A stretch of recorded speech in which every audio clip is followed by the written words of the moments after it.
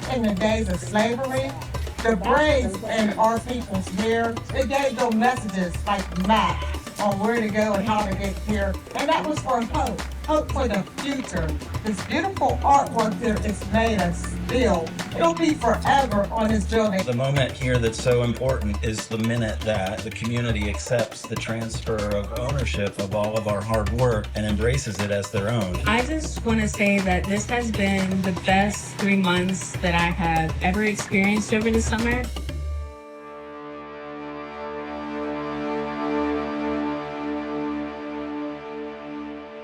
Started. My name is Edith. I'm also going to introduce Tim Collin. He's also an artist. He has an organization that's called Industrial Arts Workshop. My name's Tim. I have a history of making public sculpture in Pittsburgh. The Tecumseh Street Parklet Public Art Project came about from an invitation from Dave Bruton at Hazelwood Initiative, and there was a discussion about the possibility of including public art on the wall of the Elevations building. And Dave had asked Tim and I to collaborate. Leaned in on my career to create public art with young people. So this is one step for all of us to be involved in a public art project, and our ideas and your feedback and your thoughts, everything is fair game. Originally, there was a church in that building, and the lot where the parklet is was owned by someone else. We will then take your ideas and charge a group of students with producing your ideas. So your role today is very important. It's the first step of a brainstorm, because we get to hear the voice of the community and try to interpret that into a physical form. You know, it's very open what this wall work could be, other than there has to be metal. We started off with asking residents in Hazelwood to be directors of the artwork, as opposed to them just being selectors. If it's going to be in metal, is the color going to be the color of the metal, or is the metal going to be painted? What's a meaningful role that residents in Hazelwood could play? And so if they were driving the content or the direction of it, then they have more agency in the artwork as opposed to just making a selection. So colors that would be on the building. So we have our surface here, right? Okay. We have this long wall. So we're thinking about what would the colors be in this artwork? My role was how do many people who have many different experiences come together, not necessarily 100% consensus, but how do you come together as a group to determine what this artwork is going to be? By putting number values, you could say my number one style is street. My number two style. Well, I started to think about how do you break down the idea generation process. So I came up with a handout that people could go through, so they could articulate it verbally, or they could write it down, or they could draw it. Anybody want to start with one word? Memory. Memories? Lively. Okay. I'm breaking it down in terms of what some stories or some thoughts that people have on the building, starting really broad and then trying to funnel things down. We have to think about the content, how we want to think about artwork and the way to approach it. Asking people to use markers or colored pencils to draw in their colors, people conveying what their interests are, having discussions about it, and then brainstorming about what some possibilities would be. Are there two words on here that have a relationship together? And what would they be?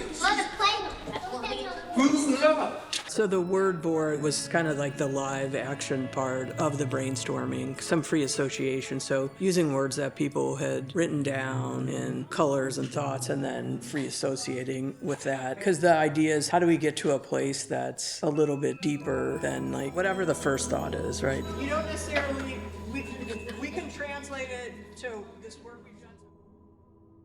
Thanks everybody for showing up twice or once. Or all the time, all the meetings, right, that everybody attends. From the documents that I collected and the word board, I just sort of compiled that as data. And then continuing this brainstorming idea about using AI-generated imagery, not for the design, but really just as a prompt or a trigger. Okay, does anybody have a phrase? Unity by nature, joy and kindness. That's the part that's interesting for me is how do you get many voices and like what's those ideas that then surface that just would never surface without that mix of people. Yeah, I'd say don't look at the faces. Okay, so and that's to me what's cool about the AI generation as not a result but as a trigger. Like, oh wow, I wouldn't have put those forms or shapes or colors together. So here's what I also want to talk about, right? There's issues in AI because AI has a lot of biases based on who's feeding the content, right? So we know that Hazelwood is very diverse.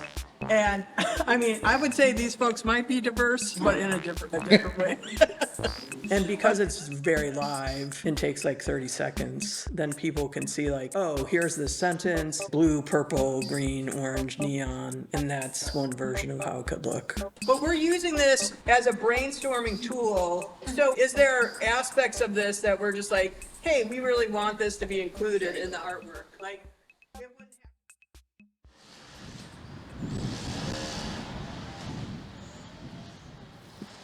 This afternoon we have Edith here. Edith is our Hazelwood neighbor, and she has been a big part of hosting the community meetings where we've gotten the feedback that you've all taken into your maquette making process. So she's here with us today to talk about what we've come up with, talk about where we might go with that. I just kind of turned over the results to Industrial Arts Workshop. And then the next interaction that I had was with the apprentices and with their team, just to see the ideas that they were generating based on work that the resident art directors had done. I'm here today to hear from you all about the prototypes that you came up with. In the public art arena, you really have to be prepared to be able to talk about what you're doing, why you're doing it, why people should go for it, and then be open to, is there changes that could be made that reflect more of the interest of the communities that we're working in. They weren't just fabricators. It wasn't like, well, here's the design that we have, or this is the elements that we want. We were just saying, here's the overall vibe that people were talking about. And for the bad wings. So let's see, there's two windows that basically just. His sculpture literally says joy on it. Did a good job.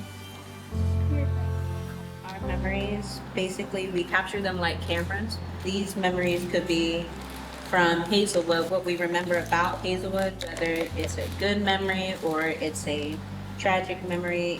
What do you guys think of Carly's piece? So the artist in this case used the practice bead to be the texture of the piece, which is exciting.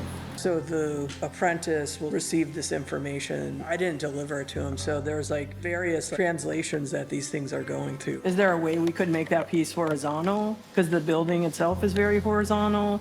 And then seeing the beads in her hair as like aspect components of what you guys have, right? Like housing or food. And her hair also looks like a river, right? So we have the river here. When we share with our art director community group tonight, I want to present these as kind of motifs, as solutions for symbolism. Not necessarily the applied technique as to what will live on the building, what is doable within time and money. They're always the largest design qualifiers, how much time and how much money. We do have like an outcome that we want for this meeting. This is the third community meeting that we've had. And so we want to have some sort of ranking of what the ideas are and a further direction for them to go so that they can start making the artwork and then it can be installed with the goal of having it done by October. What you are seeing here are solutions that the students interpreted. They were the human computers that invented these symbols to help represent the voice of the neighborhood. So I've given each of you a piece of paper. I would like you to have your first vote for the solution that speaks to you the most. This solution speaks to buildings and homes and houses that make up our neighborhood. The challenge came, can you distill your family group into a single unit Then came this new layer of braids and hair. This artist, I worked with her a little bit. She's a very deep thinker, and she spoke of tragedies as well as positives being part of her memories. The clock is a metaphor for our understanding of the value of history. This is the dimension of the side of the building, including the little bump out in the back, where we tasked these two students find the proportions of the space that you're starting to design to. How do our concepts and shapes fit into the proportions of the building? These kids were brilliant. This team of two kids were like, okay, so I'm gonna take the top one, you take the bottom building, and then in the middle, we're gonna merge these concepts together. One that really speaks to me the most is the hair. The hair is a symbolism not just of Native American culture, but also of African American culture. And something in this community in the past, we weren't a big population. Now we're a growing population. It speaks to me here. Definitely. I hear the life. I see the life in that. Well, food is life, right? Like from the, you know, like there's how the base is like from the hair. We could like put a tree there, like put a tree that comes off of that little base, and then like we could put like a cuckoo clock on it because that shows the time, home, the hazelwood tree, like the hazelnut tree. It gives off that feel of like creativity within your head. So is that a little bit of freedom? Is that your first pick, the hair? The second would be the flow. I'm going to just ask a question that's probably a little bit off topic, because it's interesting to me that you all are teenagers, right? And you're really interested in the past. Can you tell me why you're interested in the past? Because since we've been in Hazelwood, there's been a lot of changes. Like we said, elevations didn't used to be elevations. The corner store didn't used to be the corner store. That library did not used to be the library. And there's been like a lot of changes. The spray park wasn't a spray park. It was a pool. And there's a lot of changes. And with the changes come new things, come new people, come new activities, come new events, and come like memories and some more stuff to do and stuff like that. And so like I feel like the past of Hazelwood, which was not that long ago, I feel like, and the present of Hazelwood and what it's going to, and all the new things that are being put into Hazelwood are important. Just like what Hazelwood used to be. In seeing one piece of art, I can't particularly choose just one piece of art. I will put art together. For instance, with this one, I put here what I saw and what I felt when I saw here. Water flowing, life flowing. I see Afro-American and Native American history coming together. I see the nuts representing obstacles in that flow. I see the ridges being either calm currents or rough currents, difficult currents. And then I kind of put it together with community, which was the house that was sitting there looking at me, looking like a pair of goggles, staring at me. Okay. One of the things that is enriching about putting those two together is that it represents diversity. And diversity means a lot to me. And when I look at these artworks here, community, I really see that diversity, and that's what I would personally want to see in the future. You all were speaking too, like thinking about this connection between trees and hair. Maybe there's a lot of parallels or similarities, right? Like, and how we talk about our hair. Thinking about roots, right? We have roots in our hair, and this idea of roots and roots in a tree, and the flow, right? Like you are all talking about the flows, and thinking about braids as branches, right? And connectors. Did anybody have some last comments? Jim, did you want to? No, I'm always kind of overwhelmed at this point, so no, my comments are. And so they were essentially the artists. I think they broke up into teams and started to generate ideas and designs based on the direction. This is like a tree branch, like clock tower type thing. And the roots, you can see the roots. It's like you're looking through the tree. And we like to call it the tree of time. Do you think feedback from community members or other people who offered you feedback, do you think in any way it hampered your creativity? Yeah, narrow down our options. Yeah. We recreated this middle image with this right here. We did the face and the tree stump, and then we have all the wires represent the hair. I kind of envisioned this on the actual wall. Of course, if I had more prep time, I could probably make, we could probably make better of the face of the hair.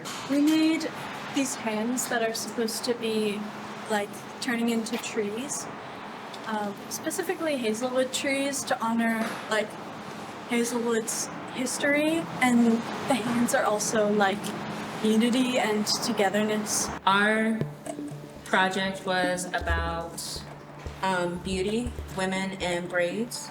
So our little sketch or little maquette that we used was our little representation of the building. So we decided to do like different kinds of women representing like different hairstyles, and this one mainly represents like the Hazelwood tree, like how her hair braids up in different ways. And these women, no matter who they are or what they do in their life, they all represent like the neighborhood of Hazelwood. We also did a 3D model of the women down here, and it was Samuel's idea to put a clock as her face because it made us think that over time something beautiful can evolve and become like even more, or something so small or something that doesn't matter to someone over time can change into something that would open people's eyes to what is real or what is pretty or imperfect, but in a beautiful way. I know, so I used to work with an organization with One's Girls, and we would teach them a lot of historical, like cultural references, and the braids actually represented, I'm sure you probably know because you're shaking your head, but they would be maps for slaves during slavery. There's just so many things that you can do creatively with the patterns of what a braid is. You could put like historical things in there. You could put names of people in there. I mean, you could go crazy with it. But I think that's really, really cool. Even messages being woven into braids. But this is some options that we're capable of here. Even thicker or heavier or thinner or longer. Or so that we have a lot of this type of rebar like this, but we can totally braid even thicker metal. I would ask before you go, if you're a Hazelwood resident or a member of the community, to help us make this selection, to vote on what you feel would be the most dynamic solution to the Tecumseh Street building. And if you could do it with just the flag of color, or you could make a little note saying, I like this because it is whatever XYZ. But the biggest challenge that we face today is narrowing down all of these terrific ideas.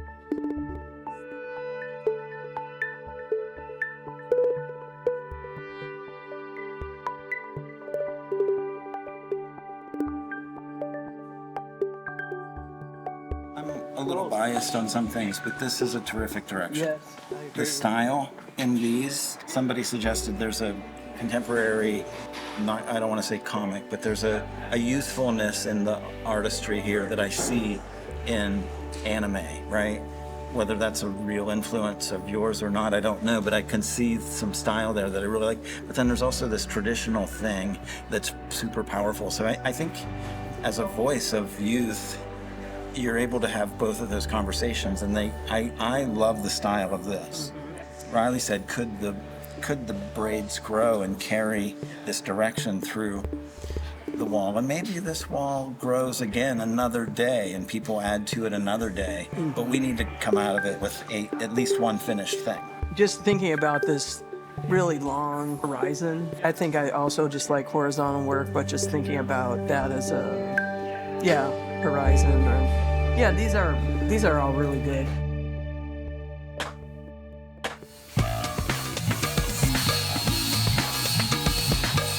When you guys start bending, There are 3 teams of students working. There's the face team that is developing the symbol of beauty. We could try to focus on the profile after lunch. There's probably enough in the first one to project another 3/4 angle, but with a more upward look. So if we have those 2, that might be enough to get a consensus among the group. So if we could strive to have the profile view done by our ending gather up. We've definitely narrowed down a theme and a basic composition for it. So right now we're just doing mock-ups of different scale drawings of the faces that could be on the wall. There's the braid team that are developing the style of braids that will come off of the face. I've been researching a lot about how the flow of braids would stretch across the building and what kind of simple design shapes we can use for braids. And then there's the charm team. The charm team are developing the jewels that are in the braids. Sometimes it's hard to let go of an idea that you're passionate about. Those ideas that people were passionate about, we were able to come about in 360 and turn them into gems to include. So even though some ideas were used as main ideas and other ideas were more of a side thought, they're still incorporated. So they're still important, and we still want to have them express their art in the final piece. And right now we're heat torching the rebar so we can make a metal outline for a pot. That's going to be one of the charms. To fit into this shape, but I think it's a great start. We have different styles of jigs for the bending that would probably get you to get some tighter bends. To get the smaller, let me see this really quickly. To get a smaller bend, you can extend this to get the tighter bend.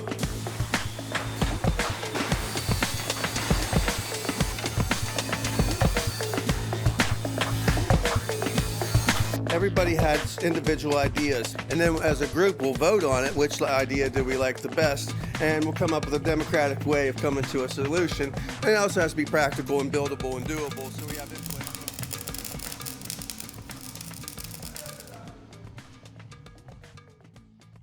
A couple things are happening today. We are going to get back into group work. Chaslin and I are going to take the plastic pattern down to the building so that we can at least look at that face in its outline form and understand how the rest of our design is unfolding. We reduced the head to be an 8-foot face. It will be painted on the building. And my hope is that we start painting tomorrow. Somebody please remind me to go get the paint at the end of the day. We're going to paint.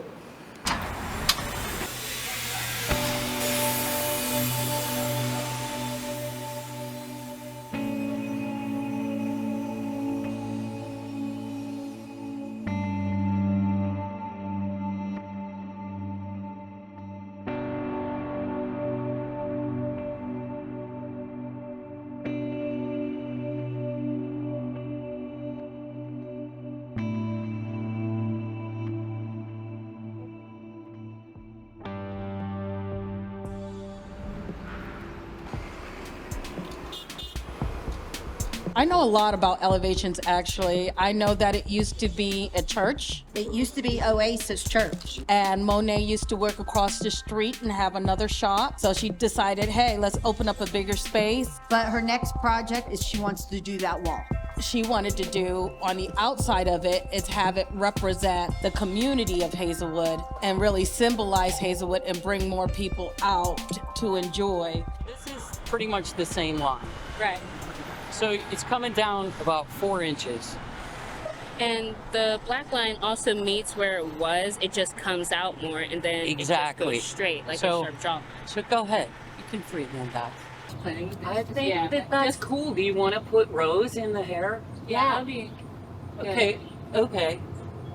It is like a river because the lines in it is just the ripples of time, space, energy. So the ripples in it represents life going in certain different directions. Is it going to go in a spot where it has lots of obstacles, or is it going to have that spot that's free flowing? So life is a little bit more easier. David Went, I live here in Hazelwood, and my favorite color is black. Chelsea, I'm a Hazelwood resident, and my favorite color is black. My name is Homer Craig. I live here in Hazelwood, and my favorite colors are black and gold. I'm Heidi Ward, and my favorite color is yellow. Mr. Greg, I live in Hazelwood, and my favorite color is black. Tony West, and I'm from Hazelwood. My favorite color is turquoise. My name is Carolyn Williams, and my favorite color is red. Hi, I'm Tiffany. I live in Hazelwood, and I like purple and pink. Hi, I'm Denise. I live in Hazelwood. My favorite color is green.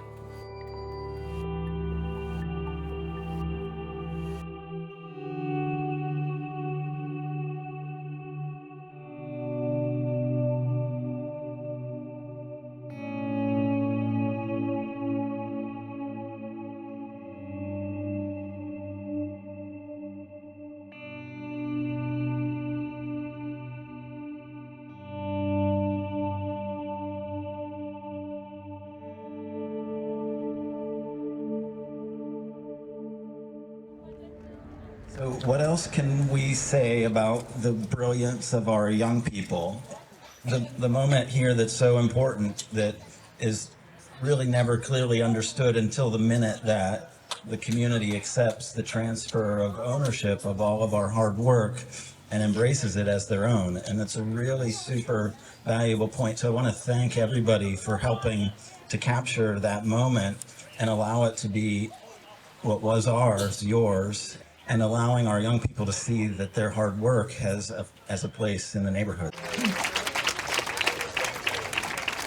You know, this artwork is so beautiful, and the story behind it is so wonderful. And the ideas that these kids came up with was just phenomenal. Here is a symbolism of everything weaving together. Time, experience, histories, memories, all of it, just all weaving together.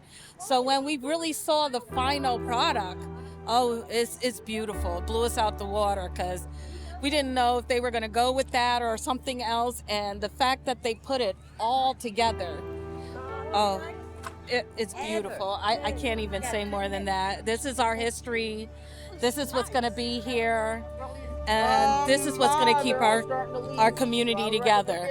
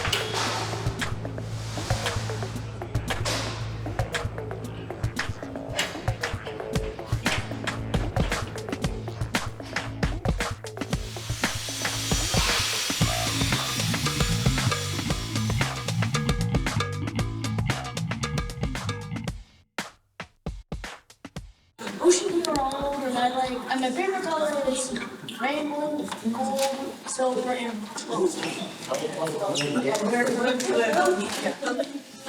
Oh,